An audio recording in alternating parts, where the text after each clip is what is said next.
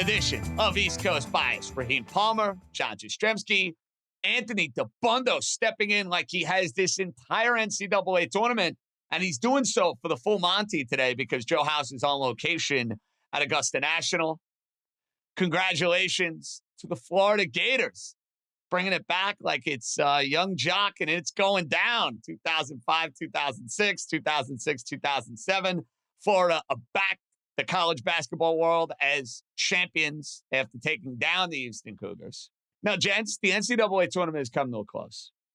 And I think this is now a good opportunity for us to kind of reflect, look back, and try to figure out a takeaway or two, or maybe a lesson or two, Dabbundo, Raheem, that we can take with us going into next year and beyond. And, last year I tried to take the lesson of don't overthink the dominant team. And then sure enough, I see the dominant team go and absolutely implode in the final few minutes of Saturday night's game. So maybe I need a different lesson after this 2025 NCAA tournament. But Mr. College Basketball AD, what is going to be your grand takeaway? Lesson learned from this 3.5 weeks of March Madness? I think the lesson is actually to not take too many lessons and not overreact to little things that are going to happen, right? So, we've talked about this, but 2 years ago, it was like parity is the new normal. Now it's no parity anymore.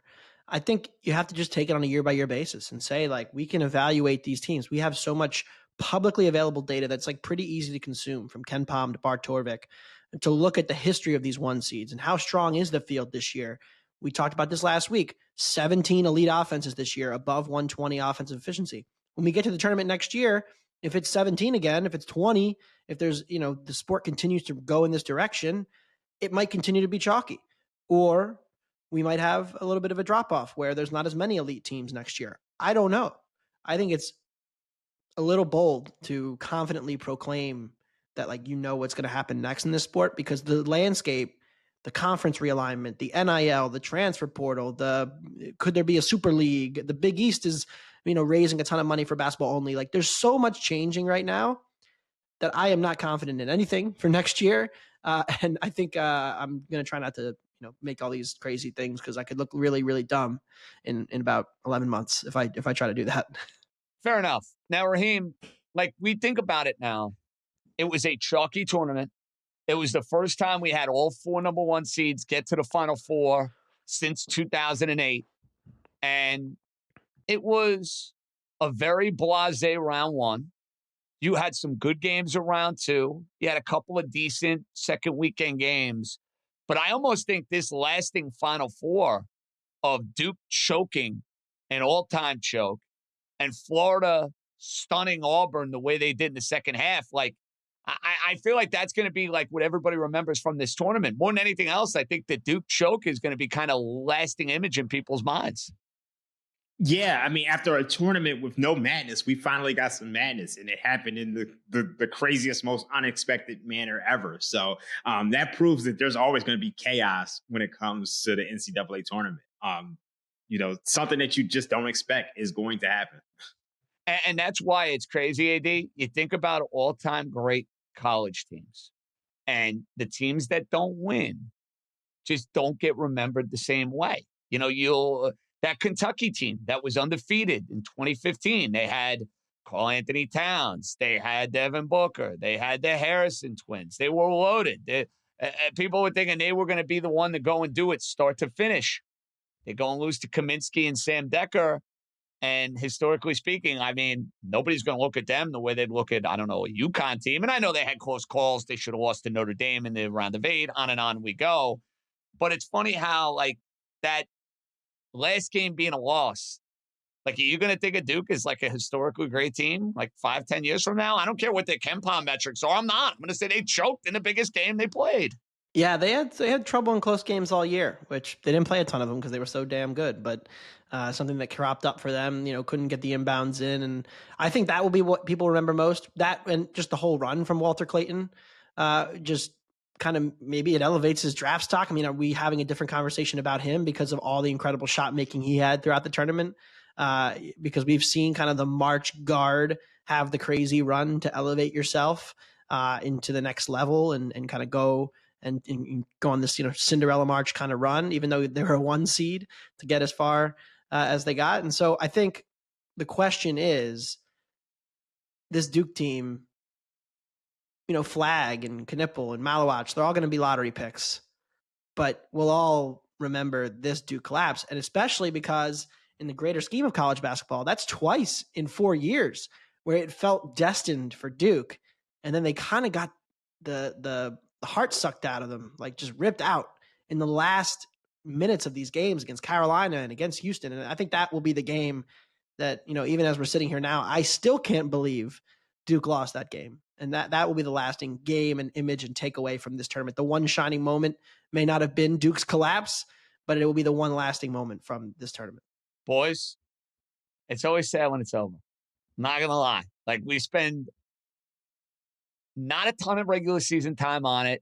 We parachute in, and then the excitement you get for about 4 or 5 weeks with the conference tournaments, the NCAA, you hope it lives up to the billing. It didn't, but we got our money's worth with that Final Four on Saturday, and it's a good way to remember the madness of 2025. Let's transition. Let's get to the association. Final week of the year. Hallelujah. We're ready for the postseason. So, Dream, we know Oklahoma City is going to be the 1. We know the Houston Rockets are going to be the 2. Then you have this insane logjam. Lakers are 48-30. They're 3 seed. Then, listen to this craziness. Denver, 47-32. The Clippers, who are 8-2 in their last 10 games and are playing unbelievable basketball, they're 46-32. The Warriors, who have been great since the Jimmy Butler trade, they're 46-32. Minnesota, been very good in the second half. They are 46-32. And then you have Memphis, who fired their coach, and they're clearly on the wrong side of this, despite winning 2 in a row, 3-7-0 in their last 10, and they are 46-32. So, Raheem, that's the picture. That's the layout. How are we assessing this final week of the season? Who do we like to play well this week? Who do we not like to play well this week? That's what I'm trying to figure out. So, I mean, look, this is very, very tough right now. There's 600 different ways in which the Western Conference playoff seeding can play out. Because if you look at teams 3 through 8, they're only separated by 2 games. So anything could happen right now. And if you want to get more specific, Raheem, 4 through 8 are separated by a half game. 4 through 8 are separated by a half game. All you need to know. Right now, I can tell you who I really don't like right now, and it's the Denver Nuggets. I think the Denver Nuggets are just in a world of trouble. Look, let's look at how Jokic is playing. Jokic is playing on an MVP level right now. You look at his last 3 games, 61 points, 10 rebounds, 10 assists versus Minnesota, loss. 33 points, 12 rebounds, 9 assists versus Golden State, loss. 41 points, 15 rebounds, 13 assists versus Indiana, loss. They are 0-4 in their last 4 games, and Jokic is playing like the best player on earth. So they're in a really tough position. Now, I know they play Sacramento, Memphis, and Houston is probably going to be resting everybody the last game of the season. But, like, Denver could still drop into the play-in race. That's how, tough everything is in the Western Conference. And then you got the Lakers right now. The Lakers, they have the toughest remaining schedule in the West right now. And so they're in a tough position. Like they have to start with a road game at Oklahoma City, fly straight to Dallas for Luka's homecoming on the second night of a back-to-back against a desperate Mavericks team. Then they have to fly to LA for a finale against Houston. Now, Houston could be resting players they could not be. But it's just, you kind of have to approach this game by game because, there's just so much up in the air. This Western Conference, we're going to talk about it. We're going to try to figure it out. We're going to try to make sense of it when we come back. All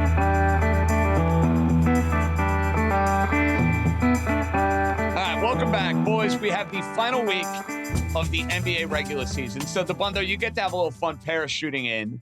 Raheem and I have been doing this now for the last 5-6 months, really diving in since football season has come to a close. Dabbundo, I know Joe House convinced you about a week or 2 ago. I forget what it was. It was during the NCAA tournament. So these shows, you gotta got to apologize on my behalf for timing because it can be a little off the beaten path. He suggested, and I didn't take this advice. I wish I did. Denver to go and be in the play-in. You may have taken that bet. Did you? I did. They were 12-1, and we also took some Lakers as well. And I'm looking at the current odds.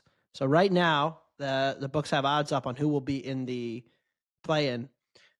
Memphis is -165. Denver's -110.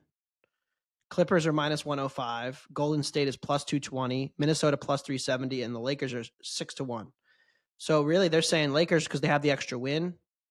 Maybe that gets them some equity there. But basically, it's going to come down to tiebreakers. And I was looking through some of the scenarios, trying to figure out how live are we. And it's impossible because like Denver has the tiebreaker with a couple teams, but then they don't have it with a couple others.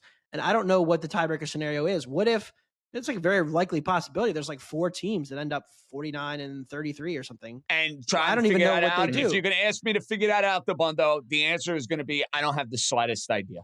Yeah, me neither. Here's one I can tell you. Denver is 0-4 against Minnesota. So they need to avoid any ties that involve Minnesota. Right, but they did beat Golden State head-to-head, I think. And so they would be ahead there. So it's like really difficult. I think they don't have it with the Clippers. But then again, if it's a 4-way tie, you can't use head-to-head because everybody will have just beaten everybody. So I don't know how they do this. I need to get in the lab and figure this out. I'm going to have to root against the Nuggets. I agree. I mean, I was listening to Bill talk about how bad their defense is now, and it's like some of the guys are like some college heroes, but I'm like, this is the bench for the Nuggets now. I mean, what happened to the good teams that I used to watch in the playoffs? Again, I haven't watched a full NBA game in a while, but like just parachuting in for the playoffs, I'm definitely not backing Denver as my horse this year. Okay, so they have some interesting bets, Raheem, and I just stumbled upon this tab on the FanDuel app. So I know I'm springing it on you, but it's okay. It's for the sake of conversation here, and it's noticeable and it's worthwhile. Forget about the odds to win the championship or the odds to go and win the conference.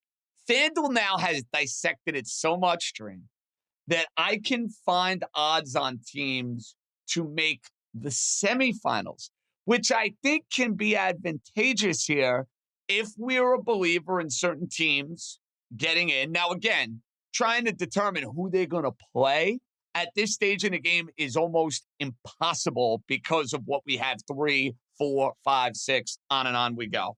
But here's one I want to throw at you. They're red hot. The Minnesota Timberwolves to make the Western Conference semifinals. Hey, if they have a good week, they avoid the play-in.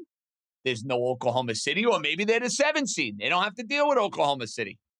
Plus 154 on that, Raheem. The Clippers to make the Western Conference semis. Plus 124. Golden State, you got to lay some juice. They're at minus 144. So out of Clippers and Minnesota, who to me are 2 of the hotter teams going right now. They've had good second halves. I like the makeup of that Timberwolves team especially. What's the better bet there, Raheem? Clippers or T-Wolves? All right, so the Clippers are priced at plus 124 because they're currently the 5th seed. And they're currently slotted in to take on the Denver Nuggets. The Minnesota Timberwolves they're priced less at plus 154 because they're currently in the play-in. But I think Minnesota has a good chance of not making the play-in. I mean, obviously they do have Milwaukee, but I think they should be able to beat Milwaukee. I think Milwaukee's in a really tough spot without Damian Lillard. They're pretty banged up right now. They got Memphis, Brooklyn, and Utah. I think that's one of the easier schedules. Should be 2 wins at least. Yeah. Yeah. That's honestly, I think it's 3 wins. I'm penciling them to beat Milwaukee. So I think that's one of the easier schedules. While the Los Angeles Clippers, you're looking at their schedule and who do they take on?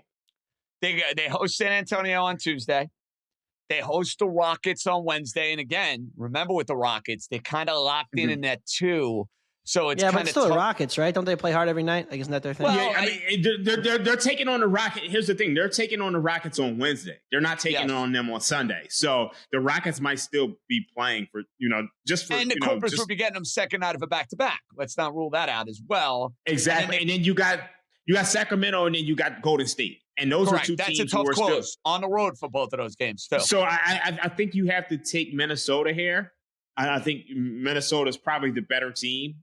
And then also they have the easier schedule. So I think they should be able to, finish higher than the Clippers. So my question, this is really the existential question. Like, obviously we'll know matchups when we get them, 2-7, 3-6, 4-5, etc. OKC is the clear one. Raheem, like, obviously the Lakers and the Warriors have changed a lot between the beginning of the season and now. And really the Clippers, I guess, with Kawhi too. How do you rank, just regardless of matchup, 2 through 7 in the West?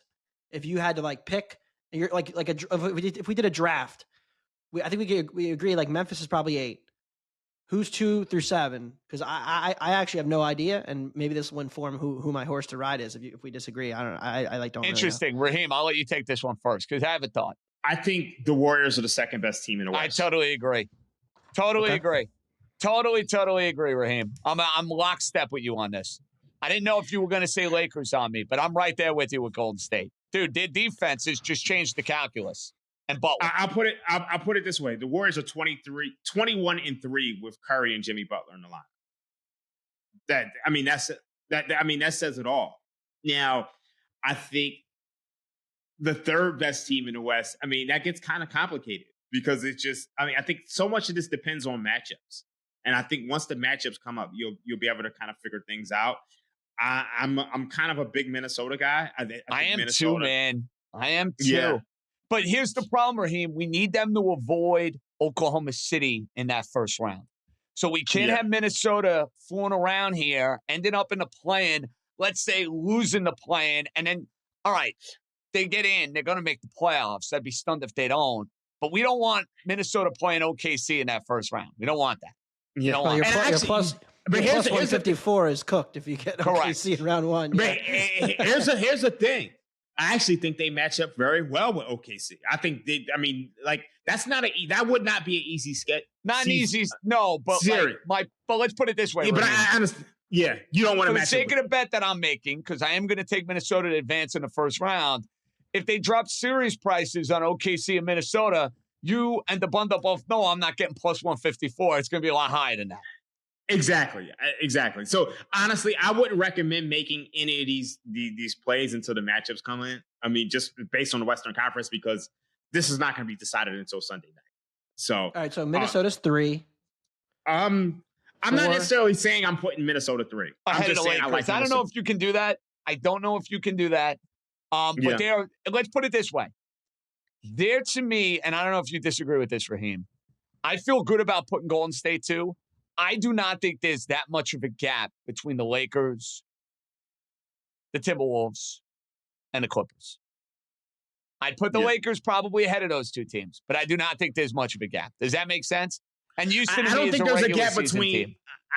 Honestly, I think Houston's a regular season team, but from what I watched, the manner in which they defended Steph Curry on Sunday night, it was absolutely incredible. I think they're going to be a team that's tough to go. It's going to be tough to go into Houston and beat this team. Like, they held Steph Curry to 1 of 10 shooting. And it was just like probably the worst game of Steph Curry's career. So I don't want to diminish what Houston is going to be able to do. Like, I don't think that they're a team who's going to make a deep run, but I do think that they're a team who, you got to remember, they're going to have home court advantage. And home court advantage in the NBA postseason is probably 4 to 5 points. So, when you hold Steph Curry to 3 points. Who's a bad matchup for them, Raheem? Houston. Who is a team they wouldn't want to see? Anybody with an offense, really. But let's just say that they take on the Clippers. Like, I think they have the pieces to throw at Kawhi Leonard and James Harden. You put Amin Thompson on Kawhi Leonard, and what happens? So, I just think that's a tough series. Like, I think anybody who plays Houston is in for a tough series. Now, Houston's offense is probably not built for the postseason, but couldn't they be a team who wins every home game? Maybe. So, so I think it's kind of very tough to rank these teams. I think it's going to be all matchups, and it would not surprise me if Houston won a playoff series. Well, Houston's certainly getting no market love here. And then you look at the Clippers, and they have Kawhi Leonard and James Harden, who's played really well, but James Harden in the postseason, hide the women and children. I don't need to tell you guys that as fans of the Philadelphia 76ers, but kind of was set up that way. Now, here's my question to you, Dabbundo. You are going to parachute in and hop on a team, right? I don't know if you're going to make a bet. I don't know if you're looking for a team to take you on a ride. We're taking OKC out of it. Can't take them. We're taking Boston out of it. Obviously, can't take them. Refuse. Cleveland, I'm not even going to allow you to take them because odds are they're probably going to find their way into the conference finals with relative ease. Probably. Who is the team that you have lined up that maybe you either want an endorsement from us or you want us to, kind of steer you away? Who is that team? Yeah, the team right now is the Clippers. I'm Clippers curious, and I know that we've been down this road before. That's Raheem. I'm on you Twitter. Specifically have been down this road before. Yeah, I'm on Twitter enough to know that the Clippers enter the season usually with the third best odds to win the title, and then by midseason they're 500 and Kawhi's on the back of a milk carton. But if he's healthy now, and they're playing well now, are they not the team? 43-1, Raheem. All right, because the way I see it, there's one dominant team in the West, and there's kind of two in the East. And none of these teams look very good to me, just at the face value of it. And if you have to go through two potential juggernauts, I'd rather take my chances with going through one with OKC in a deeper conference where they could get picked off. I'm not saying they will, but they could. And so Indiana, New York, Milwaukee, no thanks. But there's no way Dame's coming back, right? Even if he does, I don't care. That team doesn't play a wicked defense. So it's got to be the West. And I'm looking at the odds, and I see Warriors, which I did get in on when they traded for Butler. So I guess the Warriors are kind of my team. But are the Clippers actually worse than the Nuggets or the Warriors or the Lakers at full strength? To be 15-1, I know they could be in the play-in, but the play-in might not be that bad because if you're the 7, right, you get Houston, and then you avoid OKC for 2 rounds. I don't know. Am I falling for the trap? Am I falling for the trap with Kawhi here? I totally understand the perspective. They're 8-2 in their last 10 games. You look over the last 2 weeks, they are third in offensive rating, 124 points per 100 possessions, first in defensive rating. They've been a top 5 defense all year, 4th at defensive rating. So I understand that. And if you look at James Harden and Kawhi Leonard, when they're on the court together, they have a plus 13.6 net rating. 97. That's incredible. Yeah. All that is incredible. But the problem is, we all know, playoff James Harden, he tends to turn the ball over. He's not the same guy. He completely falls apart. And then Kawhi Leonard, for whatever reason, he can't stay healthy for I was going to say, are you going to be surprised, Dabbundo and Raheem? That's an excellent point, Raheem. If we start a playoff series and Kawhi Leonard drops 35 points in game 1 and the Clippers win the series, and then he's out for game 2, and then he's out for game 3, and then he might play in game 4 and come back, and then he's compromised. Don't you kind of know how that's going to go, AD? But here's the thing. I'm chasing ceiling here. So, they're not going to win if he's just okay. They're not going to win if he's hurt. But if he somehow pulls this inside straight, 15-1 to win the West is probably that was the team that jumped out to me. I don't have the scar tissue because I've never done it before. Yeah, I totally understand. See, I have the scar tissue because for me, and I have the scar tissue not just from Kawhi Leonard, I have it from James Harden. You are a Sixers fan.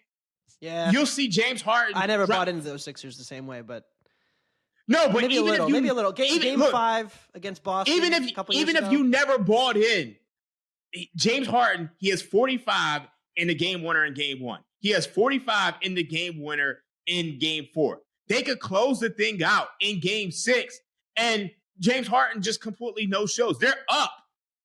They're up at home. So it's just there's the scar tissue from that. And then even, let's just say Kawhi Leonard is playing. There's moments in these games where a lot of times he's compromised. And at the end of the game, he's short on his jumper. To me, I'm at the point now when it comes to the Los Angeles Clippers where I'd rather miss the opportunity to make money than lose money backing these guys. If they're going to beat me, prove it. I'm with you.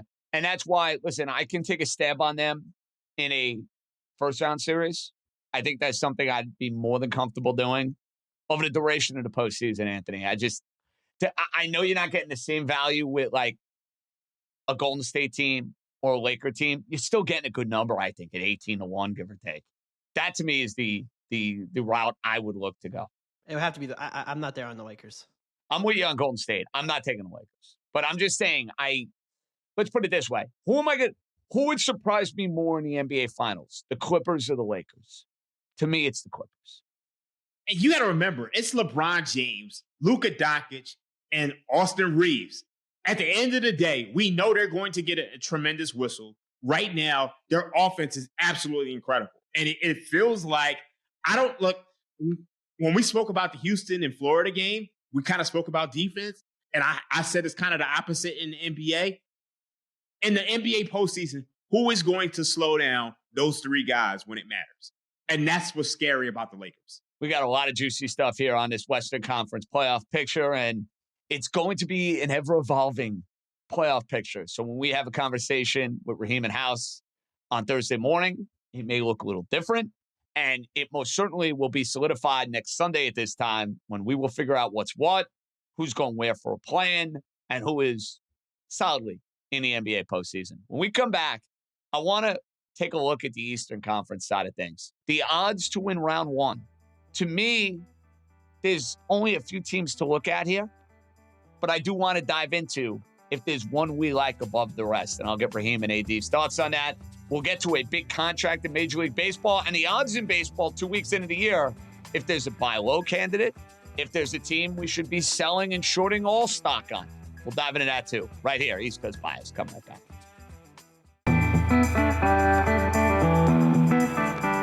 Gang, we don't have the same intrigue in the Eastern Conference. We just don't. Cleveland's going to be the 1. Boston's going to be the 2. The Knicks are going to be the 3. More than likely, Indiana is going to be the 4. And then you got to figure out, okay, 5 and 6. Is it Milwaukee? Is it Detroit? And then the teams in the play-in, I'm not even wasting any time on Orlando, Miami, Atlanta, Chicago. These teams stink, okay? They have absolutely no chance of beating Cleveland or Boston. To me, there's absolutely nothing to discuss. Now, Raheem. Well, I have one question about that. Do we like a team in the play-in to win the play-in? Like, is there a team out of those 4 that you're like, hey, I think I'm going to bet them to win the game against the other mediocre team? So you would have more than like, it's even hard to tell there. Orlando's the 7, Atlanta's the 8, Chicago 9. Miami's going to probably be in that 9-10 game. I don't see any way they avoid it. Honestly, Raheem, Chicago's playing the best out of those 4 teams at the moment. Yeah, Chicago's definitely playing the best out of those. I kind of recommended just taking a shot on Chicago, but it's just, right now it's just like I don't really have anything. All right, so we like Chicago the best out of those crummy playing teams. This is what I wanted to get to on the FanDuel app, though, Raheem, because the odds to make the semifinals are interesting to me. They're interesting. Milwaukee to make the semifinals is a plus 154. Detroit, who has been a feel-good story in the Eastern Conference, they're a plus 245 to make the semifinals. Indiana Pacers, probably going to be the 4 seed. They are at minus 154. Is that a good bet, Raheem? Indiana at minus 154 against Milwaukee or Detroit? Let's put it this way. Is that what the series price is going to be against either one of those teams? I guess it is. If you're looking at Indiana versus the Bucks, the series price might be close to that range, maybe a little bit less. So I think you're probably getting an accurate price on that. But, when I looked at this, when you asked this question, the first thing I thought of is that I want to fade Milwaukee in the first round no matter what. I'm right there with you. 100%. So whether it's Indiana or whether it's Detroit who plays the Bucks in the first round, I want either one of those. It could be the Knicks too, Raheem, if Milwaukee falls to the 6. Yeah, that is true. So I want either one of those teams, Detroit, Indiana, or the Knicks. So no matter who plays Milwaukee, I want to fade Milwaukee. And if Giannis goes out there and averages 50 and they have enough role guys to be able to step up and beat me, so be it. But I don't think the defense is good enough. I don't think the role players are good enough. You watch the Saturday night game. I told you guys I was watching Bucks versus Heat on Saturday night, and they went life and death without the Heat, against the Heat without Tyler Hero. So how are they going to beat a full-strength Indiana team, a full-strength Detroit team, a full-strength New York Knicks team? I'm just fading the Bucks at all costs. And I think, honestly, the minus 188 on the Bucks to make the Eastern Conference semifinals, I like that. I do too. Now, Dabbundo, I know you came on and said to me right out of the gate, you said this before we started today, JJ, you're not going to be able to convince me on the Knicks. I'm not going to try to. What I'm wondering is, would you look to fade the Knicks in some possibility in the first round? Well, I mean, I would have to get your opinion on this. Like, what matchup are you afraid of? Like, if they get, it seems like the Pistons are the most likely opponent. Then Milwaukee. I don't think Indiana would be actually the scariest of the three because, after all, Indiana went to the conference finals last year. Now, I put an asterisk next to that because if OG Anunoby didn't get hurt, to me, there's no way in the world the Knicks lose that series. But Detroit has actually played them tough in the regular season. Milwaukee has not. The Knicks have absolutely dominated Milwaukee because Milwaukee doesn't play a lick of defense. And Karl-Anthony Towns and Jalen Brunson were able to do whatever the hell they wanted to do. So I have to be transparent on this. I don't think the Knicks are losing in the first round. And what I'm encouraged by, Raheem, and look, I think they match up terribly with the Celtics. They play the Celtics later on tonight. I don't think you can put a lot of stock in what you see in the final week of a regular season game. And again, we have no idea who's playing for Boston, how seriously they're taking the game. But I ask you this, Raheem.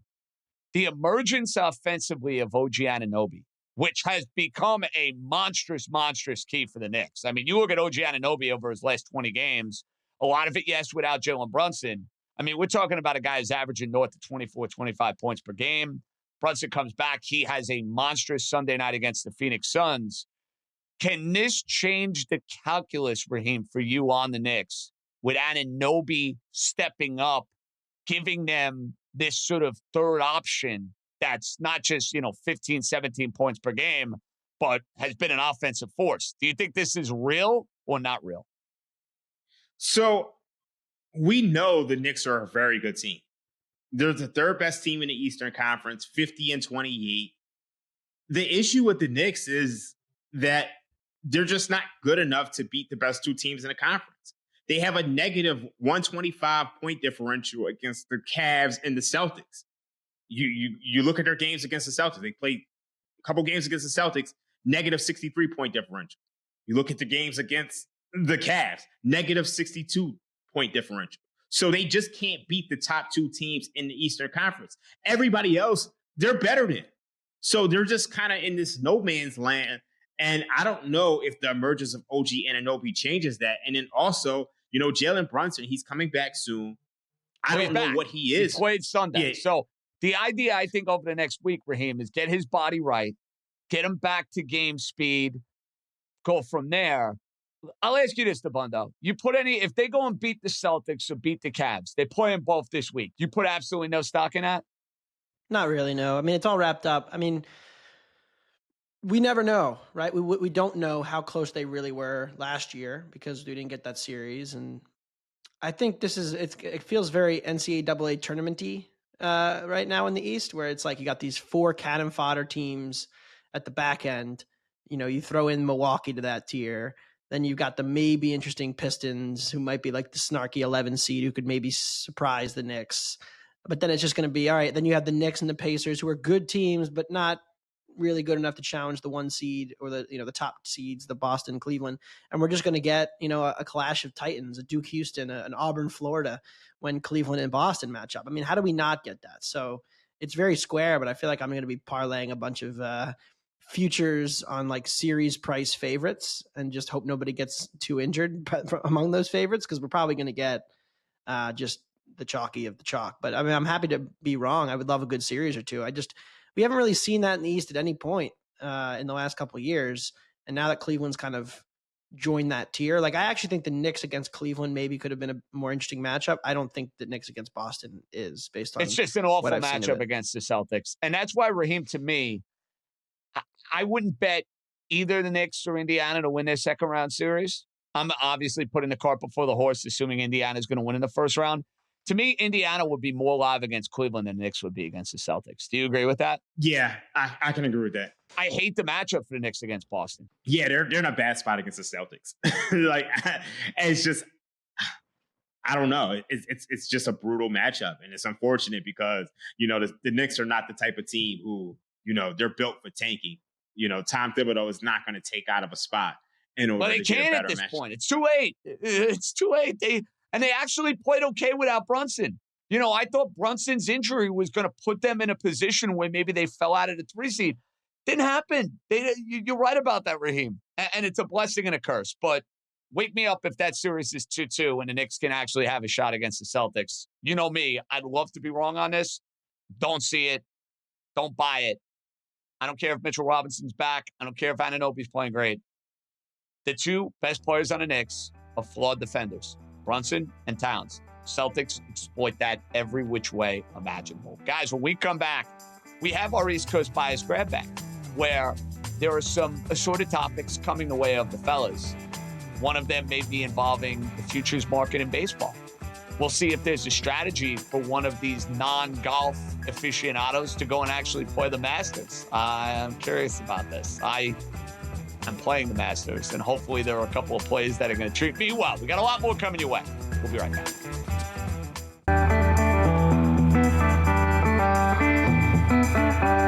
Welcome back. It's now time for our East Coast Bias grab bag. I got a bunch of different topics I'm going to throw the way to the fellas in rapid fire format. Dabbundo, I'll start with this one. Vlad Guerrero Jr. re-signing with the Blue Jays. Surprised? Not surprised. I'm a little surprised. Yeah. The Blue Jays have been always the bridesmaid, never the bride of baseball for the last 5 years. They thought Ohtani was on the plane. They were in the mix for a lot of these other top guys, didn't quite get them.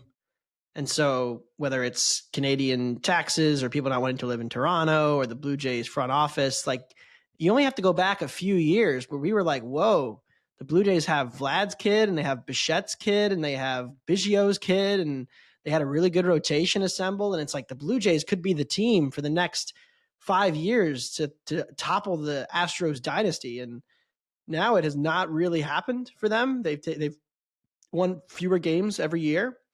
And now they're kind of in this mix where they're extending Vlad. I think they had to do it. But it doesn't really solve the ultimate question, which is how do they get back to what they were? And they're kind of at a crossroads right now. And if they had lost Vlad, we could have been talking about a full rebuild. Whereas now this kind of gives them an opportunity to kind of just stabilize again and maybe try to put together another winning team to challenge for a playoff spot. Because right now they don't look like that to me, but it's somewhat interesting. Raheem, I'm stunned. These guys always go to free agency. You think it's a given. They're going to try to get the most amount of money they can as humanly possible. I'm very surprised by this, but at the same time, I think Vlad Guerrero Jr. will end up being a terrible contract. A lot of these end up being terrible. Yes, I think this will be an awful contract. I do not like the way his body is going to age. I think he's going to be a DH in 2 years, 3 years. And I know it's not Juan Soto money. I do not think this contract will age well for the Blue Jays. Yeah, 14 years honestly, I don't know if that's a good deal for him. Does he have any opt-outs? I've not dug into the language of it. Usually these contracts do have an opt-out. Because if he doesn't have an opt-out, it's just in 4 years, this contract is going to be outdated. So maybe this is actually a good deal. No opt-outs. No opt-outs. There you go. Oh, yeah. So it's you're talking 5 years from now, guys might be getting $1 billion and you're going to be looking at this contract and saying this contract's garbage. That's if he's playing at a high enough level. That's your question. We'll see if Vlad Guerrero Jr. is still one of the top players in the sport in 3 to 5 years.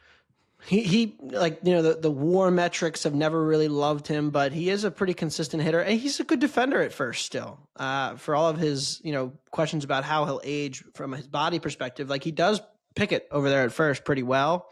I could see him sticking for 5-6 more years at first base. He's not. The thing is, you see these 14-year deals, and your first thought is, "Whoa, he's going to be playing, for the team, kind of into his 40s." But Vlad's only 26, so it's the same age that Soto was. Whereas when the Phillies extended Harper, or when Trey Turner got his contract at 29, you're seeing these older guys. Judge wasn't as long, but still, in his 30s. And Vlad's only 26, so you would expect 7 to 8 years of that contract to be, a positive contributor. I think there's still questions. He's never reached the power output that he put up in 2019. And then again, when they had the year that they played in Dunedin, Florida because of COVID, he's never reached those levels of homers. And so I think there's questions about like just how much power is in the bat. Are we ever going to see the peak season? But again, like you said, JJ, they have to do this. No, I don't fault the Blue Jays. I don't fault the Blue Jays. You're right. They absolutely had to do it. It doesn't mean the contract's going to age well. That's, to me, two entirely different conversations. Raheem, Atlanta Braves market has moved a little bit. It's now up to 13-1. Is that a good buy point on a team that has gotten to a rotten start, or you want nothing to do with it? I want nothing to do with it. And I actually want to ask you, and because I keep asking you this question, the Braves to make the playoffs, -162, yes. No, +132. Are you taking the no? They're 1-8. I'm not there yet, Dabbundo. Anthony, how about you? I'm not there yet. I'm not there yet either. Because I feel like you could take the no right now, and then in 2 weeks, you could probably, or even later on in the year, you probably could get a plus price on the yes. Well, I think what's happened in the National League is that the Giants got off to a better start than people expected, right? Because the way this sets up, the central champion, the two champions in the East and the West will get the spot. So you have 3 wild cards. So you're looking at the race right now, and you're saying, okay, Mets, Padres are off to good starts. Who's the third team? Is it the D-backs? Is it the Braves? Well, a lot of people think it'll just be those two teams competing for that spot. You know, with the Padres and the Mets slightly better, off to good starts. But with the Giants off to this 8-1 run here, you know, that could make it a little harder for the math for Atlanta to make this comeback. But again, we're talking about 9 baseball games where Spencer Strider is coming back next week. Ronald Acuna is coming back in probably a month. And this offense is still, I trust them too much to just give up on them. Now, I think there's real questions. Like the offseason was bad. Profar was their big addition. Now he's out half the year. But I trust this Braves organization a little too much to give up on them. And if you look at like some of the BABIP stuff on them is hilarious. I mean, their league-wide BABIP is in the ones. So it's like, all right, maybe they're just having some bad luck this week. That's 100% fair.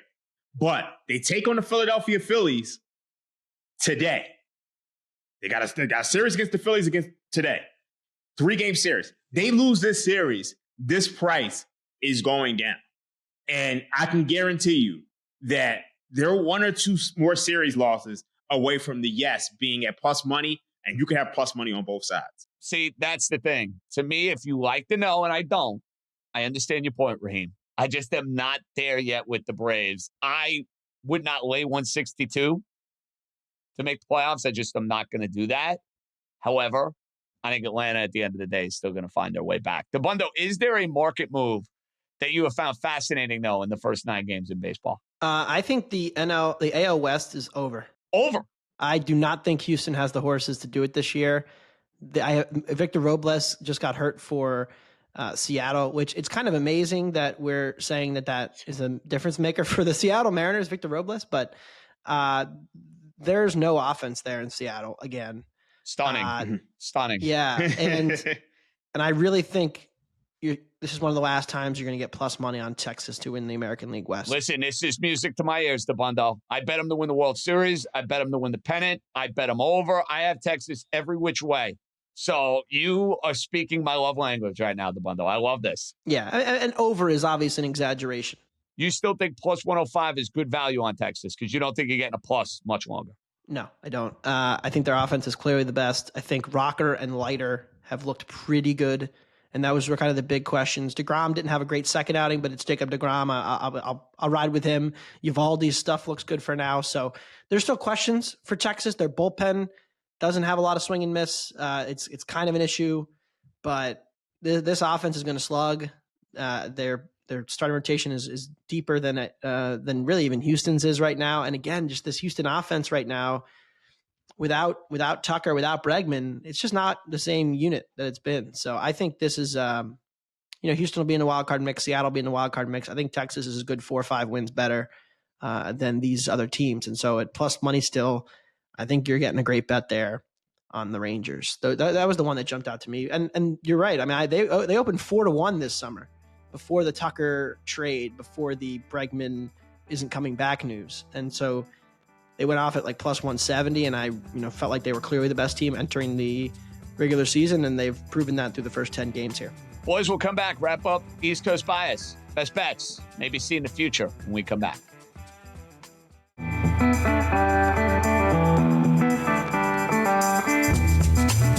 right, best bet time.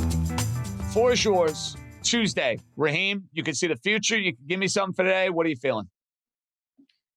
I'm going to take a long shot. I'm going to take a really long shot. Let's go with Western Conference Finals MVP, Jimmy Butler, 40-1. Wow. All in on the Warriors and not even their best player. You're going with the Jimmy effect.